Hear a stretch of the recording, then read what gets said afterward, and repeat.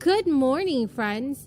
In this fourth stimulus check update, I will be sharing with you why President Biden does not want to include Medicare expansion in the new infrastructure bill. Many Democrats in Congress have also just agreed on how to fund President Biden's infrastructure bill and how Americans can receive more stimulus payments very soon. We are all finally seeing action being taken by lawmakers, which is great news. My plan also makes historic investment in clean energy, including a tax credit for people to do things like winterize their homes, install solar panels, develop clean energy products, help business produce more clean energy. It's real. I promise you, I won't be around to see it, but your kids are going to see a time when they're not, in fact, generating any energy from the homes here in Scranton other than renewable energy. Not a joke. And by the way, one of the things the President put me in charge of, I want to be clear here, President Obama put me in charge of when I was Vice President. I was able to invest in that legislation that I put together. We brought down the price of solar and wind cheaper than coal and cheaper than oil on a BTU basis. It's cheaper. Now, many Democratic lawmakers have been working to narrow differences on President Biden's legislative agenda. Over the past few days, lawmakers in the House and Senate have made great progress on negotiations. This means we could see this new infrastructure bill passed very soon. It is a very aggressive timeline for the final movement on two pieces of legislation that make up the core of President Biden's legislative agenda and his Build Back Better platform, especially with one of the bills not yet written, as Democrats continue to fight about its content. Steny Hoyer stated, "The House will aim to consider the bipartisan Infrastructure Investment and Jobs Act and the Build Back Better Act this work period." The announcement comes after House Speaker Nancy Pelosi had breakfast with Biden.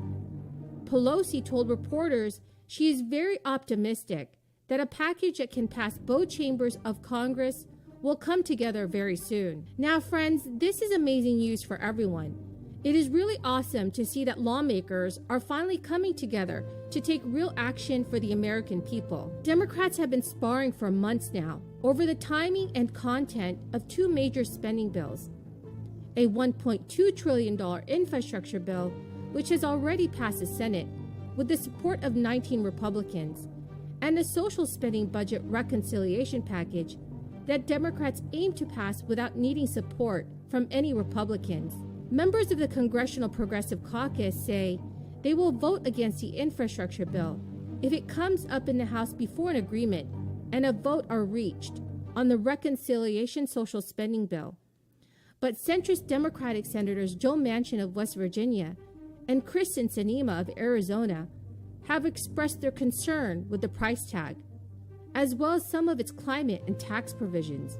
That has complicated and delayed the process because every single Democratic vote is needed to pass a reconciliation bill. First thing to know about Terry is, as you just witnessed, he's very persuasive. Let me tell you, if I told Michelle I wanted to run for the same office after a few years away, she would have said something I cannot repeat. The rough translation would have been no. Now, I don't know the conversation that Terry had with Dorothy, but Dorothy, thank you, because I could not be happier that Terry's back on the ticket. Lawmakers and Biden are now aiming for what was originally a $3.5 trillion reconciliation proposal to be closer to $2 trillion. A deal is within sight. Leaders hope to pass the legislation before October 31st, which is a deadline for when the current highway funding runs out. The infrastructure bill will reauthorize the highway funding programs. So, friends, do you think Democrats will be able to pass the bill before or on October 31st? Please leave your thoughts in the comment section below. In my opinion, if our lawmakers continue to work hard over the next few days, we could definitely see the legislation passed before the end of this month. We also have Senator Bernie Sanders informing reporters that the expansion of Medicare to include dental, hearing, and vision coverage is staying in the human infrastructure bill despite doubts from President Biden. Biden previously said that it would be a reach for the spending bill to include the Medicare expansion due to opposition from moderate Democrats, Senator Joe Manchin and Kristen Sinema. Bernie Sanders wrote in a Twitter post, "The expansion of Medicare to cover dental, hearing, and vision is one of the most popular and important provisions in the entire reconciliation bill." Friends, the key word for this video is pudding. If you would like to enter next Friday's $50 Walmart gift card giveaway, please make sure you click and like this video. Make sure that you are subscribed to my channel, and please comment below the keyword from this video. Thank you so much, friends. Kristen Sinema is opposed to raising the corporate tax rate and empowering Medicare to negotiate for lower drug prices. And this is according to lawmakers briefed on talks. Bernie Sanders had told reporters, "It is beyond comprehension that there is any member of the United States Congress who is not prepared to vote to make sure that we lower prescription costs." I would say that Senator Sinema, every Republican, and every person in the House do what the American people want, and they want us to lower the outrageous cost of prescriptions. Our solution was the American Rescue Plan, which the President signed back in March. It was designed to provide enough relief for Americans to make it to the other side of the pandemic with the foundations of their lives intact, providing nutrition for hungry families, rental assistance for those at risk of eviction, and a lifeline for businesses on the brink. We knew it would be a long road back to recovery. That's why the legislation provided lasting support rather than just a few months of relief. We knew this would not be a 100-day battle.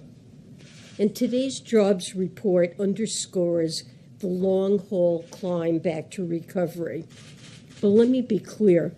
The 266,000 jobs added in April represent continued progress. Friends, thank you so much for joining me here this morning. I greatly appreciate every single one of you who are watching my videos.